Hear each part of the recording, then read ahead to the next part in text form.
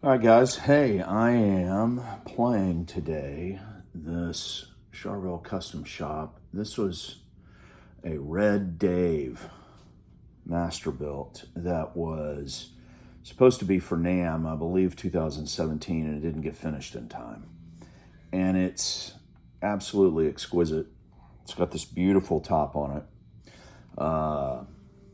African mahogany on the back, quarter sawn neck that is oh so thin, which is not my first choice, but the shape is so nice it doesn't bother me. It's quarter sawn, so even though it's thin, it's extremely stable. The only change I made, it came with a DiMarzio Super Distortion, which is, common here, in a tone zone in the neck. And neither one of those are my favorite. I mean, the tone zone's okay. It's a little, it sounds like a cocked wah to me a lot of the times. Anyway, but this is the Alnico 4 DiMarzio. I believe it's the PAF Master. It's bright, but it's if you don't run it right up against the strings, it's got a great tone to it, vintage, but nice attack.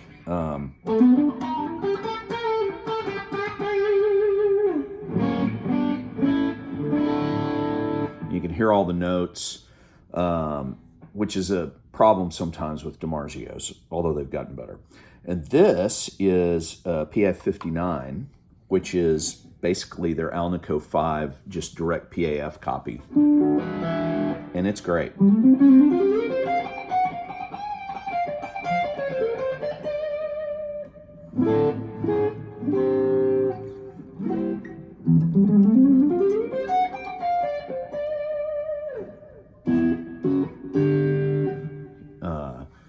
It can do the roll down.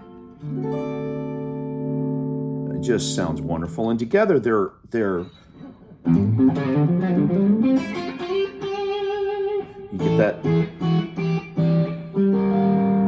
you get that a little bit scooped, middle tone. Anyway, this is just, when I come up here, and I've got a lot of great guitars, I really do. I find myself picking this thing up at least half the time. It's just great. I've got this beautiful R9 here that is made to measure, that honestly plays. It's fantastic. And it weighs nothing for a Les Paul, but this guitar is so good. Anyway, today I'm playing through my Bogner. I've got my Metropolis turned on, but I set up my Telos, which Reinhold didn't make for very long. I don't think it sold very well, but it's kind of like a JTM 45, but it's got a schizo switch. It's got two 6L6s. It's got to be putting out. It's rated at 40 watts, but it's got to be putting out over 50. It is a loud son of a gun. But it's got a schizo switch where you can make it do it can do more of the JMP thing, not just the JTM deal. And then it's got a setting for like a high-powered twin type of sound, which is cool. Just not my thing. I love the JTM sound, and the JMP sound has got a little bit more upper mid to it. And I am running, instead of the tube rectifier, I've got the solid state rectifier plugged in. It just keeps it a little tighter. It's real saggy with the tube rectifier that came with the amp. Too much for my, beyond like a tweed, like a really old, with old tubes tweed deluxe. It was in that range of sag. It was just too much for me. Sounded good, but too much for me. So anyway, I've got it running at 16 ohms, my two Bogner 112s. The top has a Scumbag M7500 watt in it, old blue frame, and the bottom has a Neo Creamback. And that's kind of my, if I'm gonna go sit in with somebody and I don't have cartage, that's kind of what I'm gonna take, and I'm gonna figure a couple of my small pedal board configure it for whatever we're doing. You know, a blues thing, or we're gonna do a bunch of 12 bar, or we're gonna do, you know, Clapton, or are we gonna do the Van Halen thing? I get asked to do the Van Halen thing, even though I love doing I like to pretend I can do the Clapton and Eric Johnson thing. Anyway, this Telos is a fantastic amp.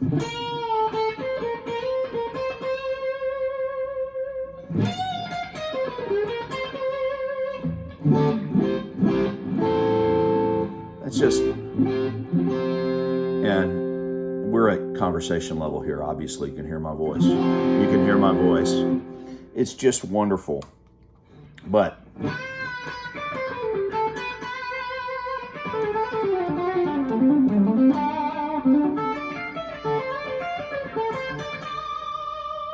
and that's running straight into the amp. I've got, oh, good night. What is this? Oh, the collider, you know, the Source Audio collider. It's a dual pedal. It's got all kinds of both reverb and delay settings. And I've got a little bit of plate and a little bit of tape.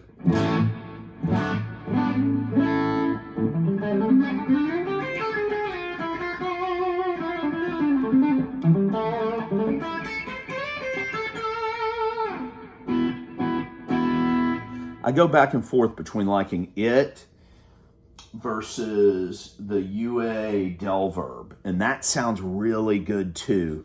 Yeah, I think it's just in how you picture the different parameters, what works best for you. And then in front, I don't have it turned on right now. I'm going to turn it on and see what you think. I've got this Shawn Tubbs tilt pedal, and it's pretty cool if you've got a tone you like going in. It's not going to radically change. At least it's not going to radically change what you've got going in. In other words, it's an enhancement, at least on the drive side. The boost side can do some more radical things, but it keeps I think it's got some of that Nobles ODR, ODS, I get confused. It's got some of that Nobles thing in the drive side because it keeps the attack.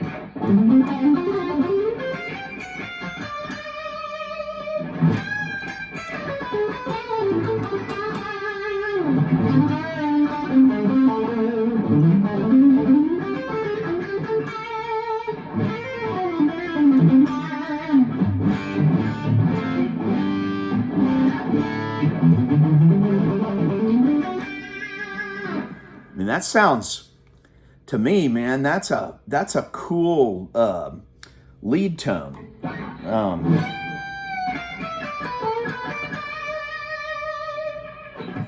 And it'll hold.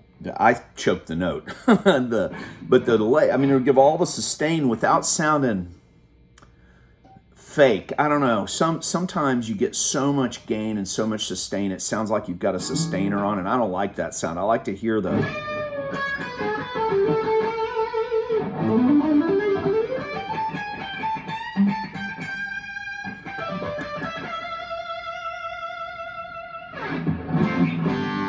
It still sounds real to me. I don't know. But anyway, I just wanted to show y'all. I just, man, this is beautiful. The guy bought this off of Reverb. This was originally, CMC guitars, I believe. I've got another piece from them. They get these unbelievable Masterbuilt pieces, but you know, off the line, they're $5,500, $6,000, and I got this off guy on Reverb. The guitar wasn't set up right, and so it wasn't playing well, and it didn't sound that great when I got it. But after Spencer Deaton does all my tech work, he's fantastic, and now it plays like the Masterbuilt instrument that it is, and it sounds just so good. Anyway, you guys have a good Sunday.